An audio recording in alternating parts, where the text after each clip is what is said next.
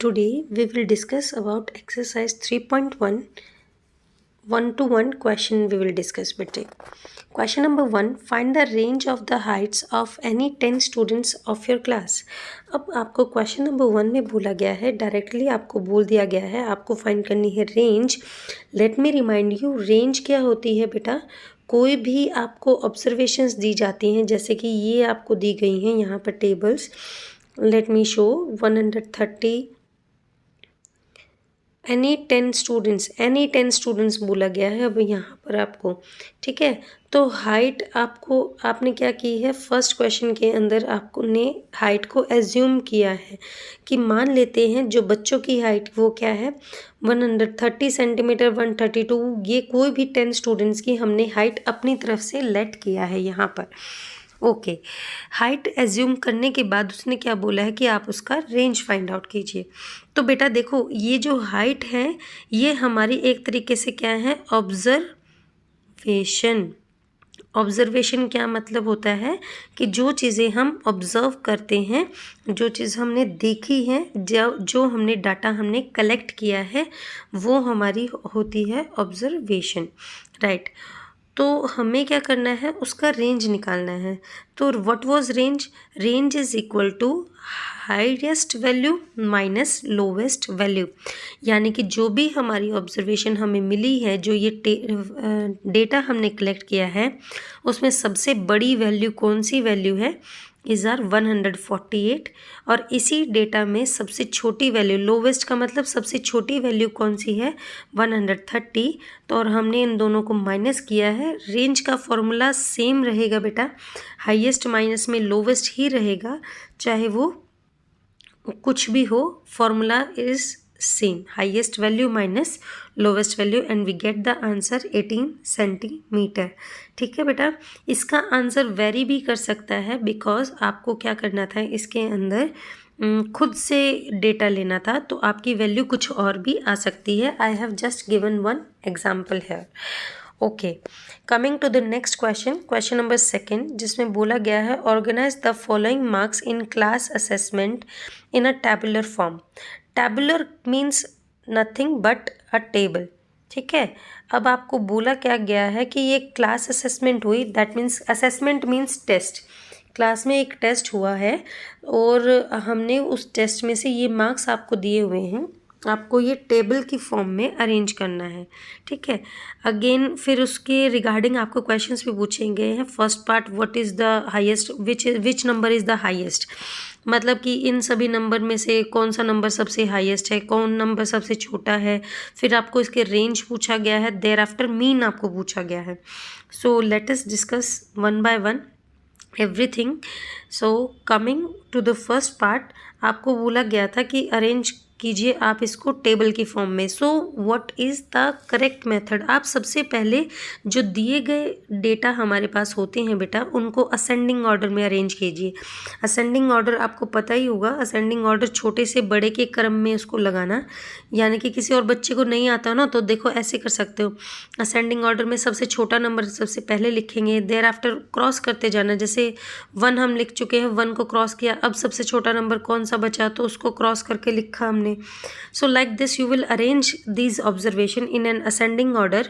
So ascending order में लिखने के बाद फ़ायदा ये हो जाता है, देखो हमारा टेबल बनाना हमारे लिए बिल्कुल ईजी हो गया और हमें कोई भी हमारी फ्रीक्वेंसी छूटती नहीं है.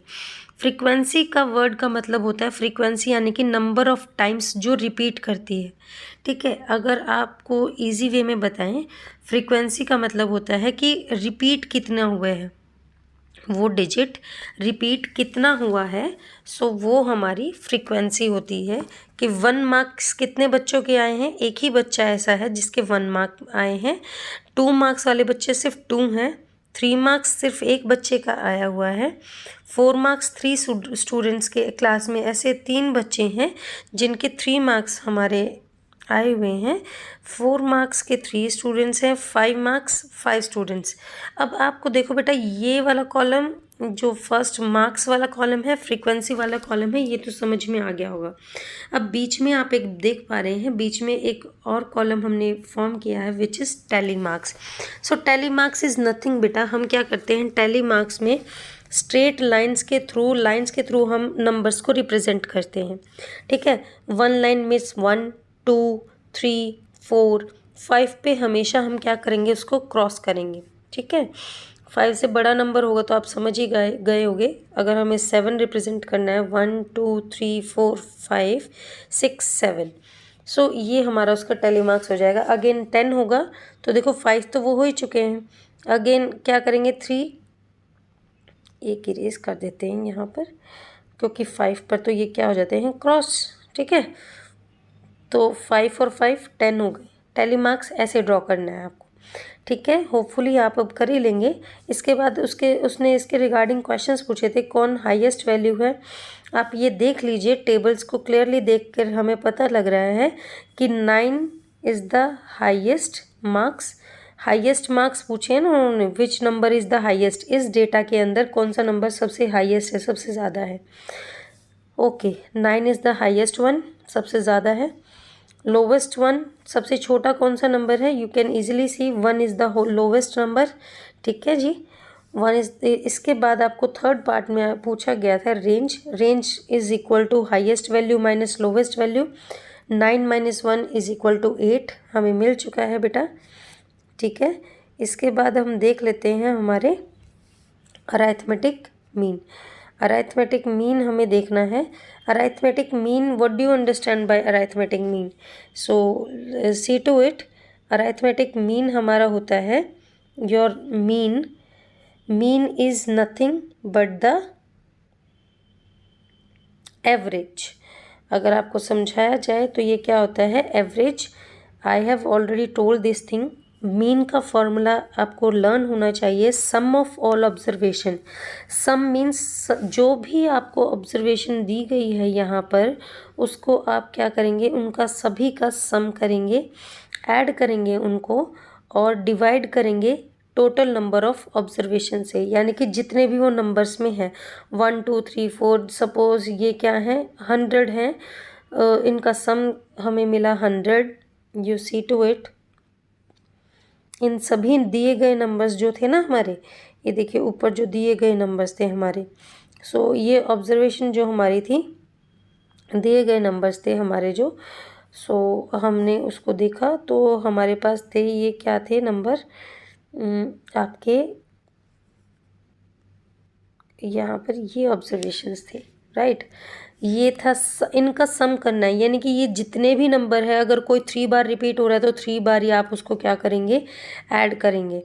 सो रिपीटेशन जितना भी हो रहा है दैट डजेंट मैटर, आपको उसको जस्ट सम मीन्स सम, ठीक है। आपको प्लस करना है तो करना ही है, वहाँ पर प्लस ही होगा। सो बेटा यहाँ पर sum of all observation divided by total number of observation. Total number of observation means अब इनको काउंट करें तो वो कितनी है, तो यहाँ पर आप देख लीजिए 1 एक ही बार आ रहा है लगभग। अगर आपको बोले तो यहाँ पर काउंट कीजिए कितने नंबर्स हैं, ये 20 हैं। देखो इसको यहाँ पर भी ऐसे ऐसे काउंट करोगे ना, तो ये आपको 1 2 3 4 करके काउंट करोगे तो ये 20 ही मिलेंगे। टोटल नंबर ऑफ ऑब्जर्वेशन 20 थे, 100 को हमने 20 से डिवाइड किया है यहाँ पर। सो अगेन हमें आंसर यहाँ पर मिल चुका है, विच इज़ आर 5, ठीक है। Coming to the next question which is question number 3। हम एक क्वेश्चन नंबर 3 में देखते हैं अब हमें क्या दिया हुआ है। Question number 3 is your find the mean of the first 5 whole numbers. Whole numbers क्या होते हैं, अब होल नंबर्स वो नंबर होते हैं बेटा जो 0 से स्टार्ट होते हैं, 1 2 3 4 सभी पॉजिटिव नंबर। मतलब अगर आप इसको ध्यान से देखेंगे तो कितना भी बड़ा हो, 43 4 3 9 8 7 6, ये भी एक होल नंबर होगा। जस्ट वो क्या करता है, 0 को भी अपने अंदर इंक्लूड करता है। ओ से आप समझ सकते हैं, लर्न भी कर सकते हैं कि ओ अगर है, ओ इज़ सिमिलर टू 0। ये थोड़ा लर्न करने का तरीका है और तो कुछ नहीं है। होल नंबर के अंदर 0 इंक्लूड होके सभी नंबर्स उसके अंदर पॉजिटिव नंबर्स आ जाते हैं। तो फर्स्ट 5 होल नंबर्स का आपको मीन निकालना है। Again we know the formula of mean, हर एक में आप फॉर्मूला ज़रूर मेंशन करेंगे। So mean formula is equal to sum of first 5 whole number और टोटल नंबर ऑफ नंबर्स कितने लेने थे हमें, 5 ही लेने थे, है ना। Total number of whole numbers कितने लेने थे, only 5 numbers we have to take, so we took that numbers and hence we have got the answer as 2 after division. Coming to the question number 4, एक cricketer है, उसके scores आपको दिए हुए हैं 8 इनिंग्स के अंदर, यानी कि 8 बार वो खेला है, तो उसने जितना भी स्कोर किया है ये हमें दिया हुआ है। अगेन आपको मीन फाइंड आउट करना है। So now I think mean is very easy to you. Sum of all observation यानी कि टोटल रन जितने भी उसने स्कोर किए हैं जो हमें इनिंग्स में दिए हुए होते हैं ऑब्जर्वेशन में, उन्हीं को हम ऐड करते हैं। एडिशन पर हमें वहाँ पर 400 मिला, you can see to it. So divided by total number of innings, कितनी पारियाँ खेली थी उसने, 8 इनिंग्स, उसने पहले ही बताया है कितनी बार वो खेला था, 8 डिवाइडेड बाय 8 करेंगे, we have got the score as 50। Okay, now next question number 5। So coming to the question, आप देख सकते हैं from the given table, question number 5 से देखिए आप, following table shows the point of each player scored in 4 games। ठीक है जी। अब आपके पास 4 प्लेयर्स हैं, सपोज कीजिए आप 4 फ्रेंड्स हैं, क्रिकेट खेल रहे हैं, ठीक है। गेम 1 में जिसने जितना स्कोर किया, गेम 2 में जितना स्कोर किया, 3 and 4 गेम्स आप लोगों ने अपने फ्रेंड्स के साथ प्ले किए हैं, और वहाँ पर जितना भी स्कोर आपका हुआ है वो आपने यहाँ पर मेंशन किया हुआ है।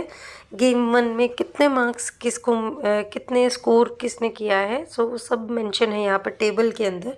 देख सकते हो टेबुलर फॉर्म से हमें इजीली कितने अच्छे से हम समझ सकते हैं कोई भी डेटा को कि कैसे हमारा क्या वर्किंग वहाँ पर हो रही है।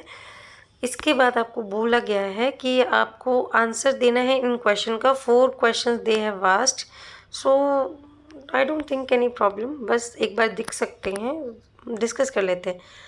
मीन निकालना है, average number of point scored by A. अब ए ने जितना स्कोर किया है, सिर्फ ए का स्कोर उसने लिया है, सो आपको जो कंसंट्रेट करना है टेबल से, आप सिर्फ जो डेटा उठाएंगे वो ए का ही उठाएंगे। यहाँ पर ऐसे 14, 16, 10 ओके। ऑब्वियसली गेम्स कितने खेले थे, 4, सो 50 डिवाइडेड बाय 4, 50 आया था सम ऑफ ऑल ऑब्जर्वेशन, क्योंकि ए के स्कोरिंग को ही सम करेंगे हम, जो कि 14, 16, 10 and 10 है। Again we have divided it by 4, so we have got the answer 12.5। Second part, mean points निकालना है सी का, and what would you divide the total points by 3 और बाय 4। सो आपको ये पूछा गया है कि आप अब अगर आपको सी का बोला जाए तो सी ने क्या किया है, कितने गेम खेले हैं, 3rd गेम तो सी ने खेला ही नहीं था, तो अब उसमें आप उसको 3 से डिवाइड करेंगे टोटल नंबर ऑफ ऑब्जर्वेशन के उसमें, या 4 से डिवाइड करेंगे। तो भाई हमें पता है कि बिकॉज देखिए आप, तो ये जो सेकंड पार्ट है आपका, to find mean of the number we will divide total points by 3 because C played only 3 games.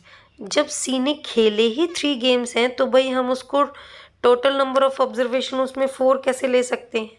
भाई सी ने तो गेम ही 3 खेले हैं, सी ने तो 3rd वाला गेम तो खेला ही नहीं था, ये वाला गेम तो उसने खेला ही नहीं था। 1, 2 और 4th वाले गेम में बेचारा था, 3rd वाले गेम में तो वो पानी पीने गया हुआ था, तो भाई उसका थोड़ी ना हम बोल देंगे कि वो भी था, भाई उसको भी कंसिडर कीजिए, नहीं। उसके जो स्कोर होंगे एवरेज जो हम निकालेंगे वो 3 मैचेस के हिसाब से निकालेंगे, जो 1st, 2nd और 4th गेम उसने खेला था उसी के अकॉर्डिंग। चलिए next part now, so you can see now 3rd part is B played in all the games। उसने बोला है कि भाई बी ने तो सभी गेम्स खेले थे, सभी 4 गेम्स खेले हैं, तो उसका मीन आप कैसे निकालेंगे। अगेन आपको यहाँ पर बी का ही मीन निकालना है। ये देखिए बी के जितने भी स्कोर भाई खेले हैं, चाहे वो 0 पे आते ही आउट हो गया है, खेला तो है ना भाई, खड़ा तो हुआ है भाई आपके लिए गेम खेलने के लिए, तो उसको भी sum of all observation divided by total number of observation आप करेंगे। सिमिलरली आप सिक्स्थ पार्ट जो आपको दिया हुआ है, फोर्थ पार्ट सॉरी, यहाँ पर थोड़ा चेंज कर लें, सिक्स्थ रिटन है, फोर्थ आ गया यहाँ पर आपका, ठीक है। Now I think it is clear to everyone. Coming to question number 6, यहाँ पर आपको मार्क्स दिए हुए हैं, ग्रुप ऑफ साइंस टेस्ट हुआ है, यहाँ पर आपके 100 में से मार्क्स दिए हुए हैं। हाईएस्ट एंड लोवेस्ट मार्क्स आपको पूछा गया है। आई थिंक ये तो सभी को क्लियर होगा ही कि हाईएस्ट मार्क्स कौन से हैं इसमें और लोवेस्ट मार्क्स कौन से हैं हमारे पास।